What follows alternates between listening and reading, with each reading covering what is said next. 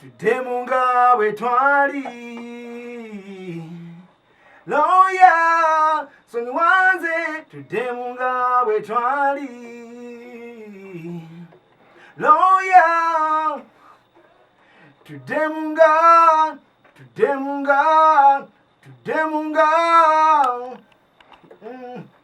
Demunga Yaman Metro FM. I love your style. Girl, you my diva. Baby Gamze, I'm sorry. So when nothing cause yes, I'm lonely. Telikola, girl. Wabula wo, girl. You're my heart, yo. You're my lovely, yo. I'll give you banana, I'll give you. Yaman! Yeah, Gwenny nai. Teria kusinga. Yeah, Gwenny nai. Yaman, Gwenny nai. Yes, man. Muda murefu nilikuwa na kugoja, kila wewe naishi tamu kama asali. Nakujali mama, kwa kweli lazima nilikupa mapenzi tamu kama. Sio lazima kuniache peke yangu, ndio wewe nahitaji, sina mwingine. Sio lazima kuniache peke yangu, ndio wewe nahitaji, sina mwingine. Sina. Of course kucheneka tunaze munana. Kucheneka tunaze munana. Doctor Verije twatandikira ku traffic mani gamba omusajja aliwa ate omusajja stalinya mu katono nagamba bannange kyekiriwa ate ate era nezemu nakirinyako obulambu gamba ki gift ali good bro endongo myaka emeka kati I think I'm counting like 15 years ngogaza ko najire jensambye je wafe nga tutuliye mu sharing tugezako kuyamuzi talent show tujukira nzijukira tata obuseke bwa kalulu bwa kaseke so jaga tutulire your life to fame waitoti akajino kakuba mbwangu abo bantu babe mu dakika emu byatambula bityawo vetu ensambi ofuna oto oluseko kusinga na Moses Radio by the way ndozo kusinga na Moses Radio twatandikira ensambi ya sharing ndozo manyira nawe kuvanga navanga ensambi nga tutambula tugenda ku Bro Africa so Bro Africa jensanga Moses Radio ne Dion Island na with Palaso bandi bonaje bali so I join up with the community with the team nganjagala nye bali bayimba on always on live banding back na chameleon. So I kept the interest also. I think you can have guitar inspiring and moving singer. Yes, that's a target. I used to play the guitar. I'm a guitarist. Yeah, Muganda wa Cyrus yadawa. Mwasuka kuimba ko babi Cyrus of Kaddo. Yadawa. Cyrus alinterview na na bila byako nakati. Yoni is a journey. Yeah, a journey of 15 years to 10 years. Ibintu babingi byachuka. Usanga gundi Esonga na ya dijamu. Tutululire ndongo. Osanga good life. Oyingira good life otya. Nyingira good life there's a good life already nalina kujoiningira immediately because we are brothers. Fakusheri that's my camp. That's my family from day one. So kati try meeting ada. Kati good life igenda okujanga tukola positive. Abagamba gift ya Charginga nga masimu ga good life ngata nayingira batuufu. Banzo kwa batuufu. Abaji kwa nojwana ejira nojirinde sawa bili no kwa along that. Me I used nzenakola ngebintu bingi. Zinakola kubanze nali omwana muto mu camp. Nga ojiraba. Ate I was so humble, I was so calm for everyone. So ngasolo kola ekintu kyonna kyonna oliwa bakingambye. But then it's a game which builds, grooves you. We know kwa bosanza respect. Sigama bali ba top shatter bange ko still bali bakulu bange mu game. So I have to respect wabantu bamasimu babakola bichi. That was the time tino nange nalingeza kunonya my own way. This is gift of Kaddo. Tajanga gift of whatever. So oyambuka chechi oyambuka okuba abantu bakuyita muganda wa radio. Yeah man. Mwali ba Luganda basibitufu. Narodi bambuzaga Buganda waliwe nainga bambuza Buganda waliwe so many twabuzaji balatu abadechi but then we are like no we have no problem Buganda omulese wanange ujaja which means amalobozi ke try to yimba tetumanyi brother tulono tetumanyi na kumanya embera za simanyi na kumanya sija so tutulire good life buli yagenda nga teyinya ku stage okuva 28 kujja ko ngoma zo kulinya ku stage lwachi nga gwososeeyo gwe wali kigula lugi wa Good Life. Yes nze nalinga wegambye tino I was young in the camp ate nalina okukubeera nga nze nguzigulawo omukolo omukulu so gabampa opportunity yogama open the doors for the generals.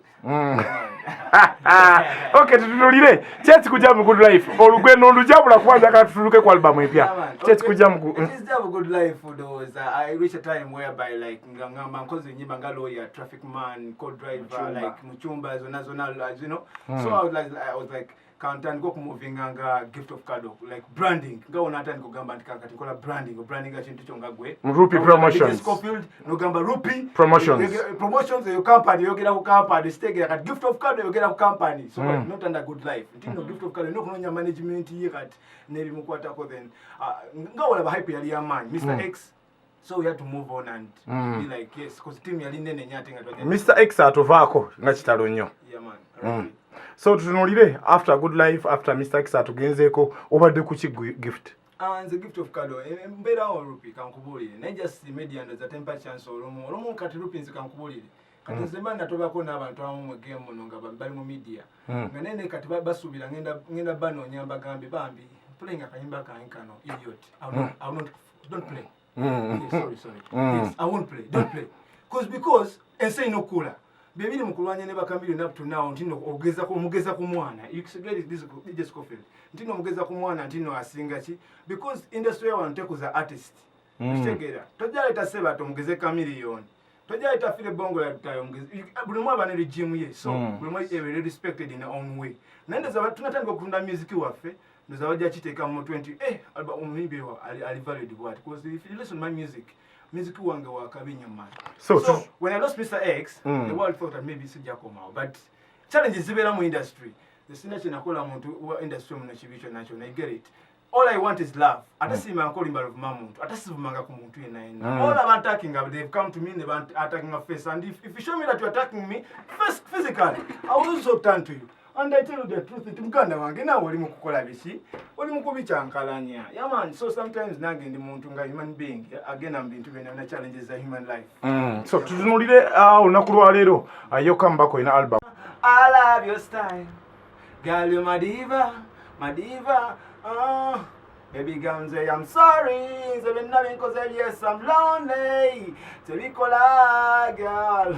Wabula wo, girl. You're my heart, yo. You're my lovely, yo. I'll give you banana. I'll give you. Yeah, man. Yeah, Gwenny night. Teria kusinga. Yeah, Gwenny night. Yeah, man, Gwenny night. Yes, man. Oh.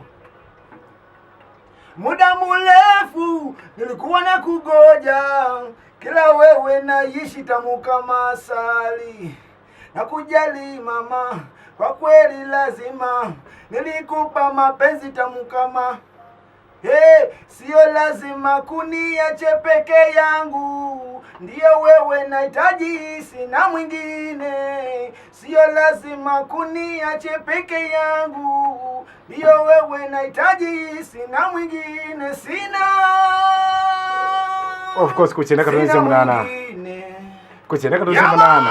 doctor kucheneka tunze munana nze okoye ononyeze emirimu giganye emirimu gikubuze yes njagala okujjukiza oba barista coffee school and cafe yes bayigiriza n'okusomesa okola ebika bya kawa ebyenjawulo omuli cappuccino mocha ice coffee smoothies milkshakes cocktail n'ebika ebirala bingi bagaba certificate n'okufunira emirimu wabweru w'eggwanga mu nsi ez'enjawulo omuli Qatar, Dubai, Abu Dhabi n'ensi ez'etoolodde Europe endala so basange e Nalukolongo opposite ne Hash petrol station oba kubiri ku namba z'essimu 07 5 oba ku WhatsApp 07 ye namba ya WhatsApp okumanya ebisingawo. SMKs tukwasaganya by'amasimu byokka tuddaabiriza amasimu agakyankalanye tugaflashinga ne tugassako software ina gwe weetaaze weetaaga screen mpya tukolera screen lamination ntutunda modo zonna eza screen Tekino, Samsung, Infinix, iPhone n'endala nnyingi tulina ne accessories z'amasimu nga back covers, sim slots TV, glass za kamera, charging system, zichaja, batule, n'ebirala. Tukola delivery ntubikutuusako wooli gwali okumpi n'ewala. Tusangibwa ku Anifa Towers opposite ne Temusero, room B222 ku ground floor, Loom Street. Tukubire ku 0700 nkaaga 91 30 oba 0788